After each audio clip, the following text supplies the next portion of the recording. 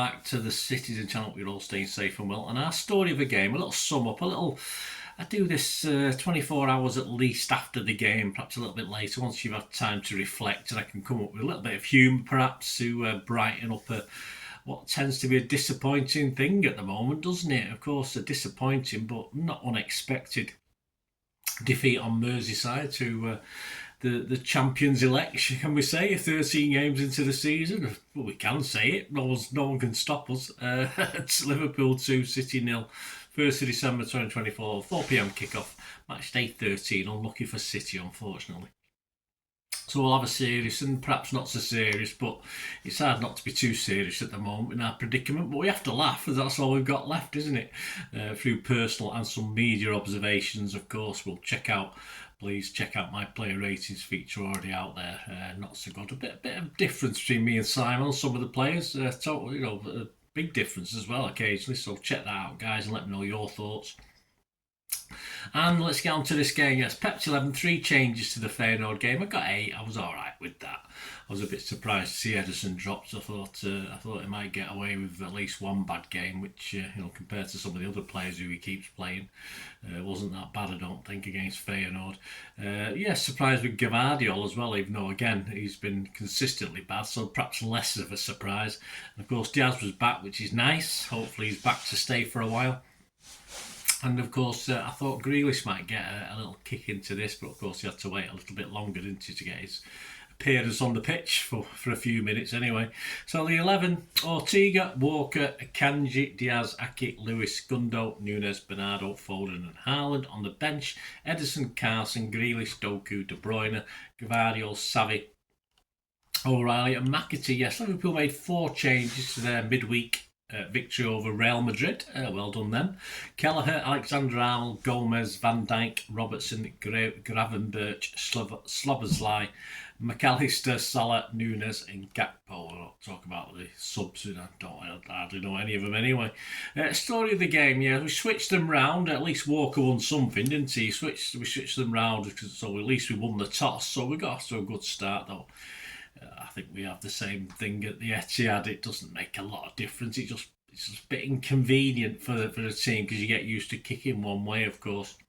5 minutes in, Gundo loses it. What with the first time or last? Ball out to Gakpo.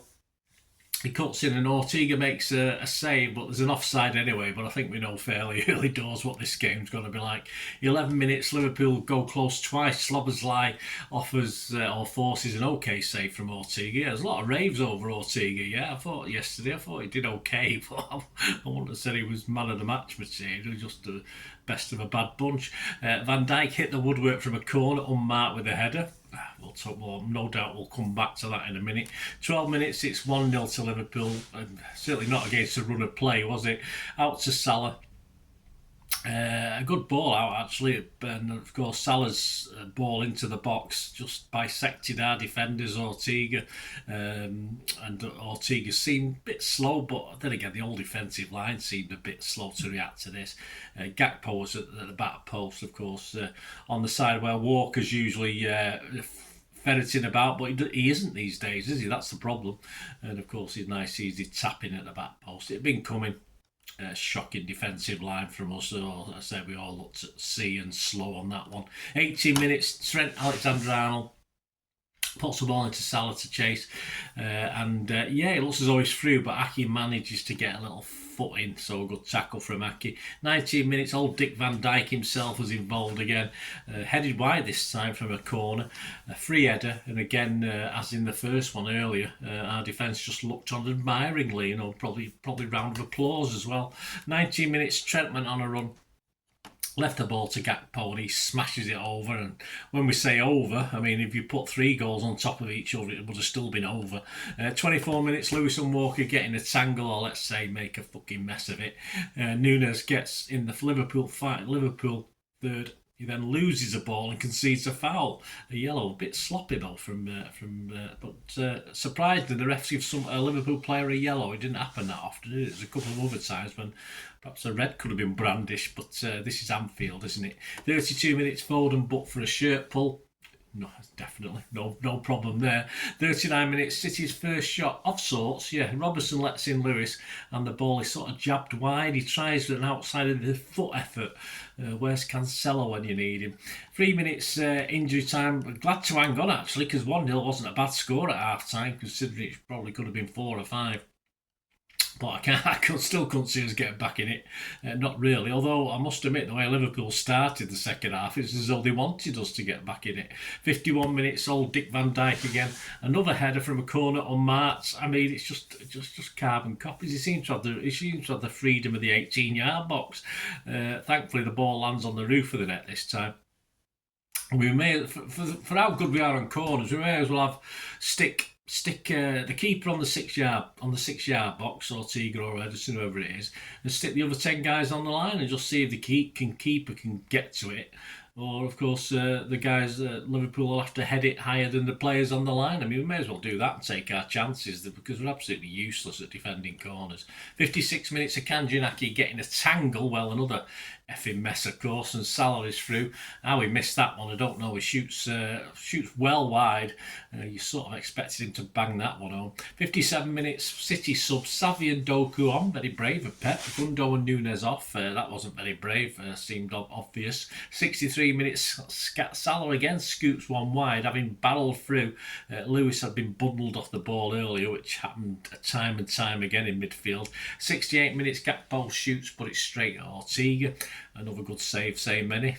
Probably not. 76 minutes though, it's 2-0 for Liverpool, or lead up to 2-0 to Liverpool, because they get a penalty. May as well say 2-0 at that stage, mightn't we? Another City defensive disaster class, a trio of cock-ups. Diaz tries some sort of backflip. I have no idea what he was doing. And then it sort of luckily falls to Walker, who decides he wants to go on a run with it and taps the ball 4 yards ahead of him. Unfortunately, Nunes is around to nick the ball. And of course, Ortega then brings out his inner Edison and charges out and clatters the forward. And it's a penalty, and we can more or less say it's 2-0, because of course Salah doesn't miss penalties against us anyway. He misses penalties, but he never misses against us. Ortega at least picked the right. So any less than a perfect penalty, you probably would have saved it, but Salah put it nicely in the corner. 80 minutes, yes, too little too late. Another pair of City subs, Foden and Lewis off. Probably could have been done earlier. And De Bruyne and Grealish on. Okay, let's bring KDB on when it's game over, rather than this 5 minutes earlier when we have a chance. But there's Pep in a nutshell at the moment. 83 minutes, Van Dijk slips up for the first time in the game. Then again, he'd had an easy time of it against Haaland, and De Bruyne had a chance to score. He tries to nutmeg the keeper, he tried to put it through his legs. Kelleher gratefully plonks his arse on the ball, and I think Haaland may have also been available to KDB's left. But KDB is a bit stale, he's a bit rusty. Probably his vision didn't see Haaland out the corner of his eye, but there you go. A good chance to get back in it, with 10 minutes left or so, plus with injury time, just to give Liverpool a late scare. But it's not City, is it? That's never going to be City's way these days. Ortega makes a standard save late on, and Bernardo effort is blocked. There's 4 minutes. Injury time play out, and that's it. 2-0 defeat. I did predict a 3-0, so a bit better, but we didn't make us feel any better, did it? Summing up, Liverpool strangely held back in that second half. City looked better, because I think allowed us to look better. But having said that, it was Liverpool still had all the half chances and good chances, and it was another defensive Keystone Cop moment that handed Liverpool that second goal at a time where perhaps we could have just got up a little notch and just put a bit of pressure on them and worried them a bit, but we just didn't. In fairness, apart from that KDB effort in that second half, City never came close. We now sit fifth, which is pretty pathetic. 11 points behind Liverpool. League is over, no matter what you say. If Liverpool carry on in the same vein as they are now, and that's just 13 games into the season. Stats Liverpool to City, 18 shots for Liverpool, 7 on target, just 7 for us, 2 on target. So in fairness, we deserved to get beat, didn't we? Although we did end up with 56% of the possession, mainly because Liverpool give it us in the second half. Passes 412 by them, 530 by us. We had 88% pass accuracy, which is one of our lowers, and Liverpool's was only 83, which isn't great. Liverpool are not that great at the moment, but they're better than everyone else. Yellows, 1 for them, just 3 for us. just 3. Offsides 4 for them, 3 for us, and corners 7 for them, 4 for us. Generally, Edison was confirmed, as I said, not Edison, Ortega was confirmed as the man of the match. Particularly not for me. Let me just alter that because I've wrote Edison here. It must be on my mind. Not for me particularly. I thought he did okay, don't get me wrong, but I wouldn't have a man of the match yesterday because I thought generally Ortega should have been picking the ball out of the net 4 or 5 times. Not just because he's made some great saves, just because Liverpool's finishing was horrendous. So, yeah, not for me. Doku got it for Simon Bukowski, one of the subs. Of course, he rated Edison the highest of the starting 11, but Doku got a 7 from Simon, so he actually rated for half an hour's play man of the match. But there you go, probably sums it up, doesn't it? Some other headlines. The Daily Mail back page, Lewis Steele writes, "We can't handle it. Pep's warning after Liverpool pile on pain for tumbling City." Inside, Oliver Holt, "Humbled City got what they deserved." All right, mate, no need to rub it in. "This looks like the end of an era." Well, Ten Hag did say, didn't he? Ortega top scored with 7 as far as Oliver was concerned. Lewis Steele inside also said, "Like lions at feeding time, inside Slot's masterclass that turns City into a nervous wreck. Behave yourself. We were crap anyway. Not to do with Slot's masterclass." Talk for your arse, Lewis. Local rag, the Manchester Evening News, the back page. "Anfield gap. Blues fall 11 points behind leaders. Liverpool after 4th league loss on the spin." Well, it's not it's true. We can't argue with the Manchester Evening News on that one. Inside, Simon Bukowski, "No instant fix to City's multitude of problems." Again, spot on there. I can't argue with that one. Doku, a sub, top rated, as I said, with Simon, with a 7. Tyrone Marshall inside says, "Crisis deepens with fractures clear to see." Yeah, I think the Manchester Evening News is spot on this time. I know it's very unusual, but I can't argue with anything of what they said. So there you go, guys. I hope you enjoyed that. I was trying to at least make as light as we can of it. It's horrible, isn't it? It's terrible. We're in a mess. As simple as that. But thanks for joining. Let me know your thoughts. Check out also, of course, that player rating show that I've done with Simon Bukowski's ratings and my thoughts as well. As I said, we do differ, at least on 3 or 4 accounts, I think, with the players. And of course, already out, please, as you're watching this, is the Pepsi 11, which is an interesting one. Yes, I've gone for a brand new DM. We've got a brand new DM playing in that one. So check that out, guys. Pepsi 11 for the visit of Nottingham Forest on Wednesday night, which, let's face it, if we don't fucking win that, we may as well fucking give up.